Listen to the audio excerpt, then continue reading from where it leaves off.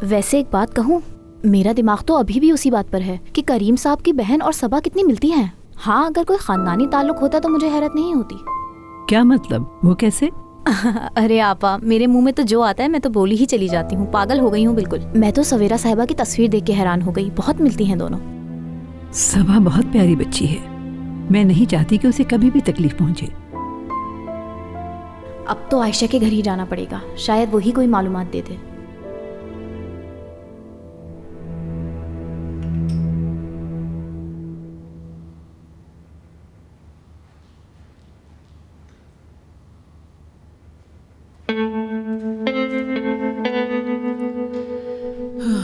सुल्ताना साहिबा, आपको किसी चीज की जरूरत है क्या? शुक्रिया तुम्हारा। मैं जानती हूँ कि आप मुझे बिल्कुल पसंद नहीं करती और आप चाहती हैं कि मैं इस घर से चली जाऊँ, मगर लड़की, मेरा इस घर के मुलाजमीन से कोई लेना देना नहीं। वो मुझे पसंद है या नहीं, इससे कोई फर्क नहीं पड़ता। वो अपना काम ठीक से करते रहे, मुझे और कुछ नहीं चाहिए।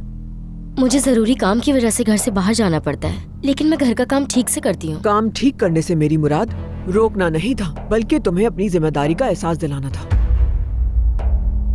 झूठे लोगों पर कोई भरोसा नहीं करता और मैं नहीं चाहती हूँ कि मेरे पोते पोतियों के साथ इस घर में कोई ऐसा शख्स रहे जिसके ऊपर मुझे भरोसा ना हो।